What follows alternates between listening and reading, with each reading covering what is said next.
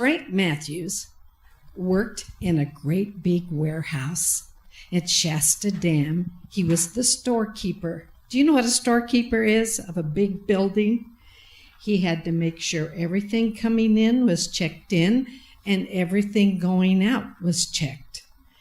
That's what he did, and it was for the government. And he was really good at his job. But this day, he was really upset. He had come in, and he had looked on his desk, and there where all of his paper clips were sitting, some of them were gone. They were not too many, but there was quite a bit of paper clips. They used those in the government, and wonder who would have taken them. He didn't want to go around to ask people because he thought he would wait and see what would happen. So he looked at him and he looked at people, and when he was talking to him, he'd look to see if they'd look him in the eye, because if they'd been taking his paper clips, they wouldn't have looked in his eyes. But everybody did. Everything seemed to be fine. And the next morning he came in, and he looked on his desk, and whoops, really was missing paper clips. Now he was getting upset. They really took a lot. There wasn't very much at all. So you know what he did? He took them and put them in his desk, and he locked it so that they wouldn't do that. They couldn't get to them. Well, Frank had something else sitting on his desk. He had some straight pins. And when he came in the next morning,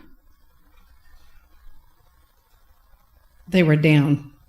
Somebody had been taking his straight pins. And he couldn't imagine what in the world had happened to his straight pins. So he sat back in his chair, and he was looking up and looking around, and he saw something really odd in the back corner up high. So he walked down there, and he didn't see anything, but he knew it was a nest. But he didn't see anything flying, so he got a ladder, and he climbed up on the ladder, and he looked at the nest. He didn't touch it. And when you look at a nest, this is what he expected to see. Look at that. One of those nests, he would think that that would be what you were supposed to find up there. But he didn't find that there. But because they were wrens, he thought, because, just hand that to me. Yeah. I want you to see this. Look at this nest.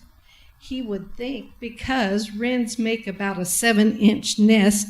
Do you see this? This looks like somebody's hair that's been ratted. But look at what the birds do. Do the birds have hands?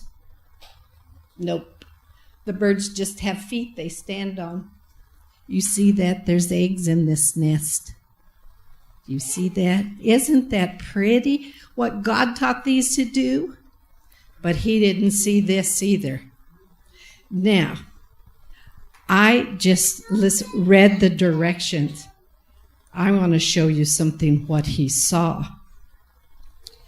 I never took bird nesting lessons, so you're not going to expect it to be as good as that nest I just showed you. But what I want to show you is, please, this is what he found. I used it as a recipe of what they said. There was over 300 paper clips all the way around this nest. And when they took away the paper clips, then you'll see some nails. There's some nails in there. And, Dina, if you'll hold this mic, I'll show them. You can look and be really careful because because when he left just the pins out there, do you know what these birds did? The mama bird came down, picked up a pin, flew back up, and got down inside her nest and poked them through the side, you will see that there are pins that will poke you. I have to be careful holding this because the rats ran along the same ledge, and she didn't want the rats getting into her babies, so she put a guard up of paper clips, and then they did some nails, and then I'll show you just a minute where she put some of the straight pins, so if that mouse tried to get there, he got it. All right. Whoops, there's one right there. If you touch it nicely, you will feel a pin prick right in there. All through this nest. They also had some of this, what they call fur-tex. I don't know how a bird would ever take fur-tex and try to get it moistened and make a nest out of it, but that's what they did. And they had a perfect nest so that a rat could not get into the eggs. Now, who do you suppose put into that bird's mind how to make a nest like that? Jesus. That's right, Austin. God put it all in there. Oh, you see all of this stuff that looks like nest out here? We have a box in our carport, and it's holding all of our income tax, and it's a kind of box that you pick up with your hands. And a bird was making a nest in there on our income tax papers, and Robert didn't want that, so he taped up the hole. Well, I went out there after she quit coming by, and I picked it up, and here was all of this, a whole box full of all of this bird stuff. So this was what she had. So with a hot glue gun, because I don't have a beak, and I don't know how to make a nest, I put this all up here so you would see what Frank found when he got up there. Frank didn't touch the nest, and he got down. He waited till the babies hatched and flew away. And then, I cannot believe it, but this man climbed up there, and because he was so good at his job, he took the nest down, and instead of keeping it for everybody to see, he took all 300 paper clips out and all the pins and everything. Because he had to count it, because he was the storekeeper.